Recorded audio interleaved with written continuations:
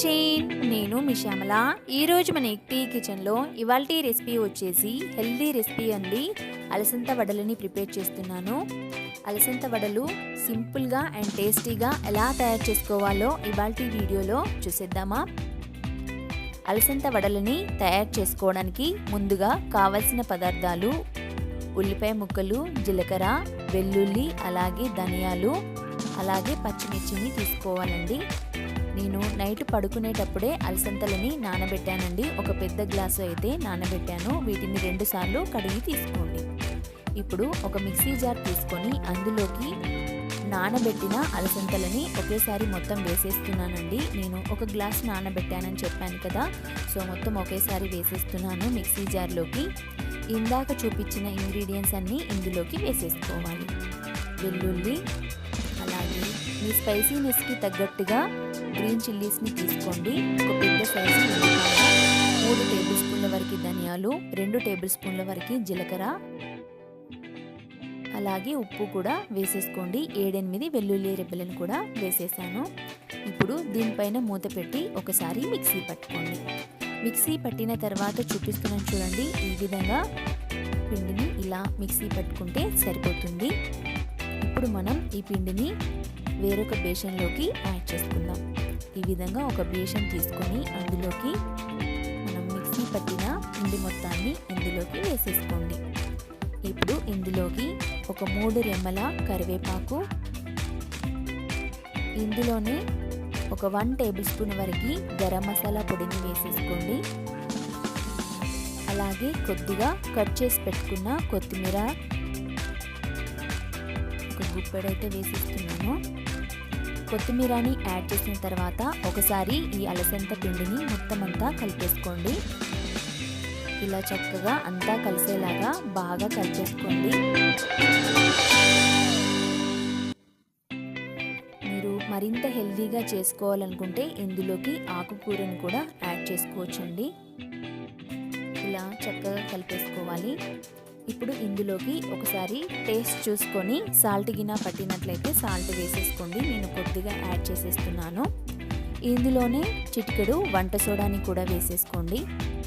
వంట సోడాని యాడ్ చేసిన తర్వాత మరొకసారి పిండి మొత్తాన్ని కలిపేసుకోండి. చూస్తున్నారు కదా, ఇప్పుడు మరొకసారి అంతా ఈ విధంగా కలుపుకోవాలి. ఇప్పుడు మనం అలసంద వడలు వేసుకోవడానికి పిండి అనేది పర్ఫెక్ట్గా రెడీ అయిపోయిందండి. వడలని వేసుకుందాం. వడలని తయారు చేసుకోవడానికి డీప్ ఫ్రై కోసం సరిపడా ఆయిల్ని పెట్టుకొని హీట్ చేసుకోండి. చూసారా, ఆయిల్ అనేది హీట్ అయిందా లేదా ఈ విధంగా చెక్ చేసేసుకోండి. చక్కగా హీట్ అయిపోయింది. ఇప్పుడు మనం అలసంద వడలని వేసేసుకుందాం. ఒక్కొక్కటి ఈ విధంగా చేత్తోని వేసుకొని వడల్లాగా వేసేసుకోండి. మీరు మామూలుగా హోల్ పెట్టకుండా వేసేసుకోవచ్చు, లేదంటే ఈ విధంగా హోల్ పెట్టి కూడా వేసేసుకోవచ్చు అండి. సింపుల్గా ప్రిపేర్ చేసేసుకోవచ్చండి. అలాగే టేస్ట్ కూడా చాలా చాలా బాగుంటాయి. హెల్త్కి కూడా చాలా మంచిది కదండి. ఇలాగే వడలని బాండీలో సరిపడా వేసేసుకోండి. పిల్లలకి పెట్టినా కూడా పిల్లలైనా పెద్దలైనా తినొచ్చు. చాలా చాలా హెల్తీ రెసిపీ అండి. ఈ విధంగా చూస్తున్నారు కదా, గోల్డెన్ బ్రౌన్ కలర్ వచ్చేంత వరకు ఫ్రై చేసుకోవాలి. ఒక సైడు ఫ్రై అయిపోయింది చూస్తున్నారా. వీటిని మరొక సైడు కూడా తిప్పుకొని 2 వైపులా ఫ్రై చేసుకోవాలి. ఇలా 2 వైపులా తిప్పుకుంటూ ఒక 2-3 నిమిషాల పాటు ఫ్రై చేసుకుంటే మన అలసంద వడలు అనేవి రెడీ అయిపోతాయి. చూసారు కదా, ఈ విధంగా కలర్ వచ్చేంత వరకు ఫ్రై చేసుకుంటే సరిపోతుంది.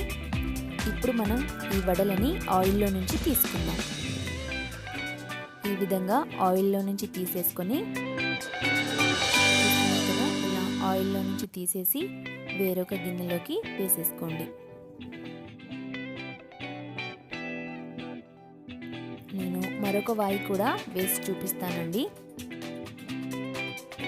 ఈ విధంగా ఆయిల్లో చక్కగా వడలని వేసేసుకోండి. అలసందలు ఒక మినిమం 5-6 గంటలు నానితేనే మనకి వడలు అనేవి చక్కగా వస్తాయండి. పప్పు కానీ అలసందలు కానీ వేటితో చేసినా కూడా మినిమం 5-6 గంటలు నానితే మనకి వడలు అనేవి చక్కగా వచ్చేస్తాయి. చూసారు కదా, అలసంద వడలు సింపుల్ అండ్ టేస్టీగా ప్రిపేర్ చేసేసుకోవచ్చు. మీరు మరింత హెల్తీగా ప్రిపేర్ చేసేసుకోవచ్చు అంటే ఇందులోకి పాలకూర కానీ, తోటకూర కానీ, బచ్చల కూర కానీ ఏదైనా ఆకుకూరని వేసుకొని కూడా చేసుకోవచ్చు. పిల్లలకి పెడితే ఈవినింగ్ స్నాక్ లాగా కానీ, బ్రేక్ఫాస్ట్ లాగా కానీ తింటారని చాలా ఇష్టపడతారు పిల్లలు కూడా.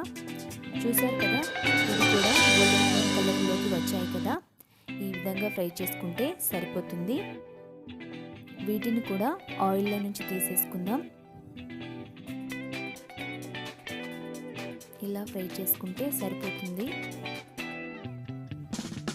చూసుకుంటూ అక్కడే ఉండి ఫ్రై చేసుకోవాలండి, లేదంటే లోపల కుక్ అవ్వకుండా త్వరగా మాడిపోతాయి.